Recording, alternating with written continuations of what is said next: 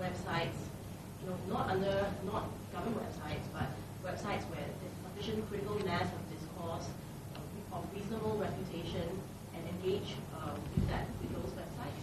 We keep an open mind.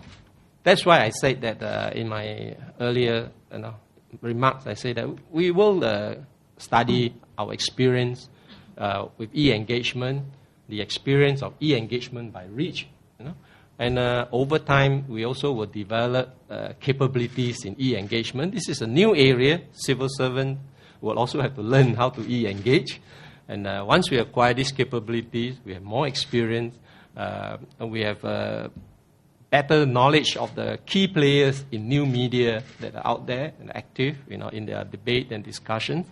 We will consider which are the ones that has the standing, that has the objectivity and the accountability to provide a platform on which government should also engage. Yeah. On the issue of civil servants engaging with citizens, right? There's no change of that. However, given that there's already an OSA that helps ensure that national security will not be compromised, why not let civil servants do? Well, I think there's a distinct difference between the instruction manual on civil servants, giving their private opinion, and giving their private opinion in public, and the OSA. The OSA is a post facto legislation. Something has happened, some confidential, secret information has somehow found its way into the public domain, and investigation had to be conducted.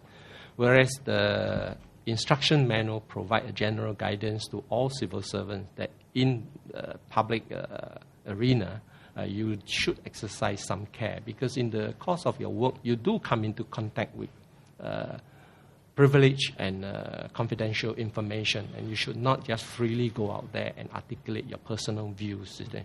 I think the damage done can be quite substantial, and I think we should observe some, responsibility in this area. You see. Section 32. Can I ask if you have more details on the panel to check my Mr. Richard? Yes. And also to share how the appointment of this panel is going to be, how they're going to be made. How do you ensure that there's credibility and the public trust in this panel? As I have announced, we have sought a chairman for this panel. Chairman is Mr. Richard Magnus. We're in the process of sounding out more prominent citizens who will be invited to join this panel. Now, we are confident that the people we appoint to the panel will be able to exercise independent judgment and will be able to stand by their views. You see. This is not unusual or exceptional, because today we already have many such panels in existence. We have a film consultative panel that advises the Board of Film Censors of Media Development Authority in rating films from perspective of violence, sex, or any other more contentious subject matters. You see. So the film consultative panel have over the years shown that they do exercise independent judgment and assessment, and will be able to provide good guidance to the Board of Film Censors. So we are fully confident that when constituted and when the Films Act has been amended, the panel will be able to likewise give government an independent and objective assessment on party political films.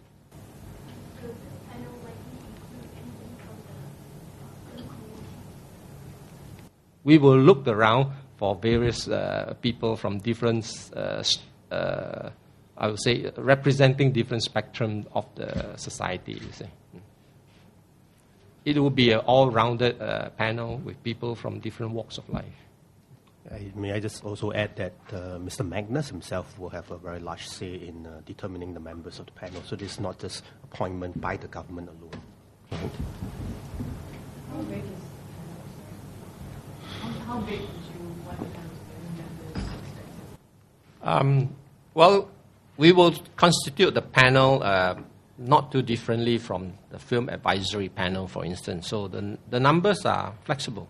We are open to considering a reasonably sized panel, not unlike the film consultative panel, so that we get a good sort of sounding from people from different segments of society to guide us in deciding on each and every case of a party political film.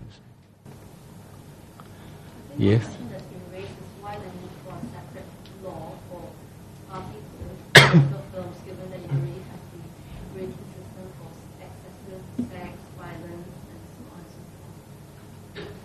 Well, I think they are quite different content matter, and obviously you need to apply different yardsticks.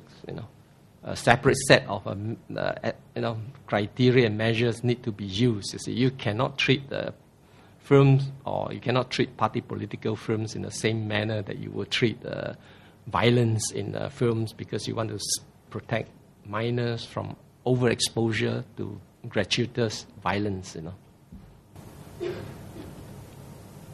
Any other question, please? So can I just follow on that question? Yes. When you say, when you talk about violent films, you're protecting minors. When you talk about political films, who are you protecting then? For political films, you're protecting society, because we want to maintain the political debate as a rational, as an objective debate. Not one that is given to emotional outbursts, not one that is based on distorted presentation of issues.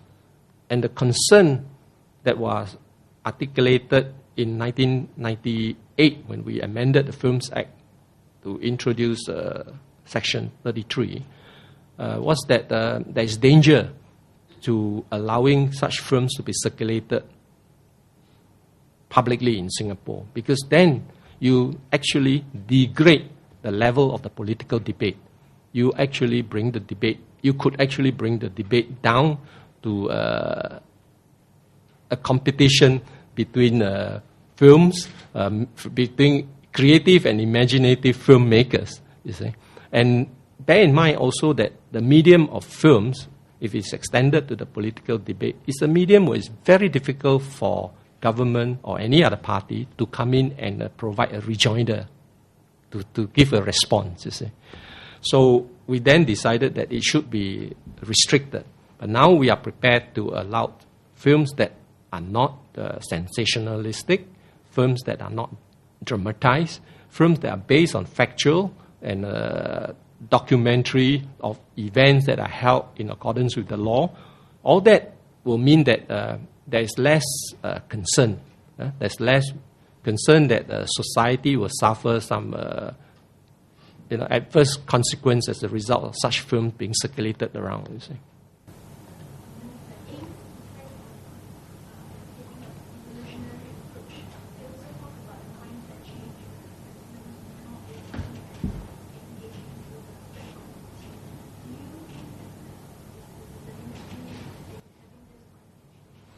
Yes, I'm happy to say that this mindset change has already taken place, that the government is fully into e-engagement. And I believe in our annexes that we're given to you is set out a long list of what various government ministries and agencies are doing as of now in terms of e-engagement with Singaporeans. They have already ventured into the use of all new media tools, whether it's Facebook, Flickr, blog, vodcast, YouTube. All these are being used by the various government agencies in an appropriate manner in order to reach out to their constituents, reach out to the general public. So let me assure you that this is the case. The mindset change has taken place. But we are at the early days, and we will continue to work on it. We will continue to improve on it. And at this juncture, maybe I invite Chairman of REACH, Dr. Amy Khor, to elaborate more on what REACH has been doing in terms of e-engagement. Well, first of all, with regards to your question, I think that REACH experience has been increasingly, the ministries are actually approaching us to explore ways to e-engage citizens. So, for instance, when we launched our web chat, which is a live web chat in 2007, we have since then conducted web chats for various ministries, the latest one being MOE on the primary education review. So the government leaders in charge are actually very willing to go online, interact with the netizens spontaneously, answer the questions, engage them, and in the process also actually allow the netizens to engage among themselves. And I think that our web chat sessions has been very fruitful. We have actually organized about 8 sessions thus far, including on aging issues, National Day rally, budget with Ministry of Finance. Participants have actually felt that it was useful because they can interact not just with the government leaders but also among themselves, see the different viewpoints. In fact, there has been requests for more of such web chats, and not just on government-initiated consultations, but also, ground-up initiatives, on topics that they would like to discuss with the relevant government agencies. And we actually can have inter-ministry kind of chats too, because we can invite government leaders from the different ministries. In addition to that, we have seen a lot more interaction and discussion also on our discussion forums. And these are not just, government-initiated discussion threads, but in fact, a majority, about 86%, are actually ground-up initiated discussion threads. And we have had seen a huge increase last year of about 30% in the number of postings, as well as 20% increase in the number of page views. So we've got about 1.5 million page views just for our discussion forums. We have actually introduced various other platforms. We are already on the social networking site, Facebook. We've seen about 1,700 members. There's a healthy level of discussion there. We recently introduced Youth Vibes, which is actually a by youth for youth dedicated web page to engaging youth on policies and national issues. And it is really driven and managed by editorial team as well as roving reporters comprising our Junior Reach ambassadors. And in fact, we have 3 of them here. They're actually covering this event, which will be put on our Youth Vibes. So really, what we hope to do going forth is to encourage more ministries to engage netizens online, say in discussion forums for maybe a limited period of time on various issues. And then we learn from this experience and continue to enhance and improve our various new media platforms. You may want to elaborate on Talk the Bus, the closing the okay. feedback loop. Sure. Because one of the comments is that many of the feedback seems to have disappeared into a black hole. But in fact, that's not true. And I'll ask Sure. Dr. Kaur to elaborate on Well, that. first of all, I think slightly about 2 years ago when we revamped Reach, we agree with what AIMS has commented, that engagement should have a more open source agenda, as well as plurality of conversations between netizens and government, as well as among netizens themselves. And in fact, that is really Reach raison d'etre. That is to bring it beyond mere consultation to a higher level of engagement and active participation among citizens. And we have actually been actively doing this via the new media platform, simply because we think actually the new media facilitates such kind of engagement. Another comment is about closing the loop. I think AIMS has also commented that engagement is not complete without closing the loop. And of course, there is always the oft-quoted notion about a black hole syndrome, that feedback submitted goes into the black hole. What we have done really are through various measures. One of the first things we did, of course, was to have publications that actually feature feedback that has led to some policy changes. We have also, over the last 2 years, actually given summaries of government responses to consultation exercise that we do on various policy measures, and given it back to the feedback participants, say at dialogue sessions and even through SMS and so on. One of the latest that we have done is really to put up Talk a Bus webpage on our Reach portal. And that actually, first of all, features current hot topics that are discussed and debated on our different feedback channels. And then we also have selected quotes from the contributors. This is really to acknowledge the feedback given, as well as highlight, good ideas and suggestions.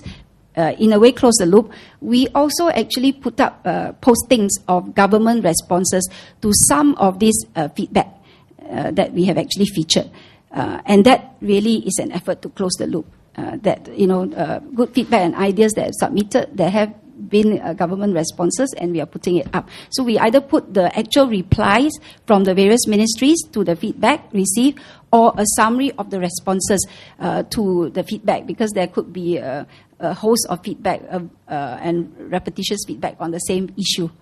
And this is one way of closing the loop. In fact, just recently, we also put up a comments box in the Talk About section, so that contributors can also make comments and then start a conversation on their own about the current hot topics that are being discussed.